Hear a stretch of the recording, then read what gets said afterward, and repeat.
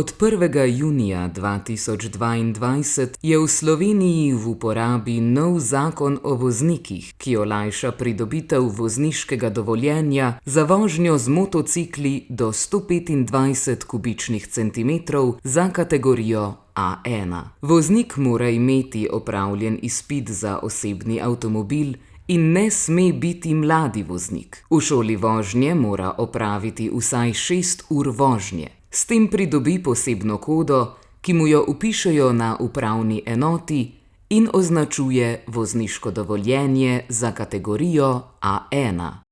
Tudi pri 125 kubikih gre za običajno motorno kolo z mešano nižjo zmogljivostjo pogonskega agregata, pasti so pa popolnoma enake.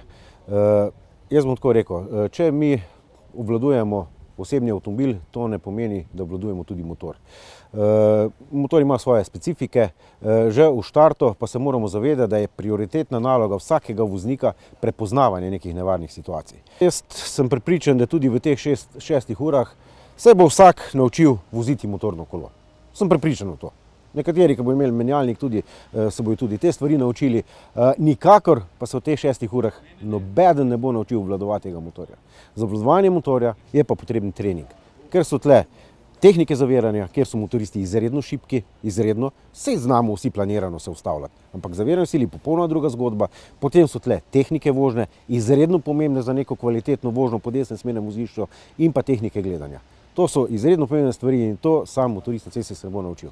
Je pa res, z kilometri pridobiš neke izkušnje, prepoznavanje nekih nevarnosti, to pa ja, ampak predhodno pa jaz mislim, da bi vsak motorist moral pač obvladovati motorno kolo do potankosti. Prioritetna naloga nekih prepoznavanja, nekih nevarnosti, to moramo biti še toliko bolj skoncentrirani kot avtomobilu. Motor pač enostavno ne dopušča napaka. Se pravi, motorist mora imeti, vedeti vse, kaj se pred njemu dogaja, kaj se dogaja za njemu, kaj se dogaja ob njemu. Skratka, ko motorist prevozi 20 km, pa ne ve, kaj se je na tej poti dogajalo, potem je že to nek znak za alarma. Se pravi, seveda tudi vse okončine so zaposlene, mora delati celo telo. Dostikrat je to tudi lahko fizično naporno za nekoga, ki nima neke motoristične kondicije. Mi pa moramo vedeti, da edina zaščita motorista je kombinezon, obleka. Tako. Zdaj pa, kar se tiče te same vročine, imamo izredno dobre poletne kombinezone in jaz lahko zatrdim, tako kot le stojim, da mogoče, če bomo imeli primeren poletni kombinezon, nam bo morda manj vroče, kot če bomo v kratki majčki po kratkih rokavih. Pri nakupu motorja je zelo pomembno, da ima vgrajen ABS, ki jih serijsko vgrajujejo od leta 2017. Na trgu še vedno obstajajo motorji brez ABS, vendar strokovnjaki odsvetujejo takšen nakup, saj ima sistem ABS pri motorjih, tako kot pri avtomobilih, glede varnosti pomembno vlogo. Čelada, jakna, hlače, škornji, ni treba, da so škornji do kolena, dobimo gležne, refine, motoristične, dobro izgledajo, rokavice, nujno. Cenovni rangi so različni, to je dejstvo. Dobijo se pa stvari že za zelo ugoden denar. Če pogledamo na kavbojke, da niso najnižji cenovni rang, navadne kavbojke, je že cena zelo primerljiva tudi z motorističnim.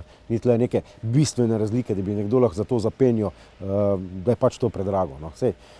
Če imamo denar za nek motor, pa jaz mislim za to osnovno zaščito, da se bo tudi našel. Vse ta oprema je dosta testirana, tako da je pa pomembno, da ko kupujemo opremo, da kupimo primerno velikost. Tu pa zna biti problem, če si nekdo kupi premajhno opremo, ga bo to utesnjevalo, nerad se bo oblekel, ne bo mogel biti sproščen na motorju. Če pa kupimo preveliko opremo, pa ti ščitniki ne bodo odigrali svoje vloge. Ker se spodvije in tako, ti ne pomaga nič. Se pravi, tudi za ostalo opremo si je treba vzeti čas, mogoče preveriti k večjim ponudnikom. Mislim pa, da tle resni prodajalci tudi radi svetujejo, povejo in jaz mislim, da ne bo tle nobenih težav. Najpomembnejši del motoristične opreme je čelada. Zato si je treba pri nakupu vzeti čas. Čelada nas ne sme tiščati. Če pa lahko med čelado in glavo potisnemo roko, potem je čelada prevelika in nam ne bo čisto nič pomagala. Čelade so narejene iz različnih materialov, življenjska doba pa je 4 do 5 let. Če zdaj majčkeno zdefiniramo tole hitrost, kar je tudi problem na naših cestah, še vedno na prvem mestu za nastale neke prometne nesreče je hitrost, kateri se je pa zelo približala naslednja napaka motorista stran smer vožnje, kar pomeni, da motoristi ne znajo voziti po svojem smernem vozišču. In jaz bom tako rekel, če nekdo ni v stanju zvoziti nekega ovinka z hitrostjo 90 na uro, pa je omejitev 90. Pa pred njemu je zvozil ta ovinek na stotine motoristov z rezervo. Jaz ne vem, če lahko tle govorimo o neprilagojeni hitrosti. Lahko pa govorimo o neprilagojeni hitrosti glede na znanje obvladovanja motorja. Tako. In vsi ti tudi 125 kubični motorji lahko 90 dosežejo z lahkoto in nekateri tudi do 130. In to so visoke hitrosti.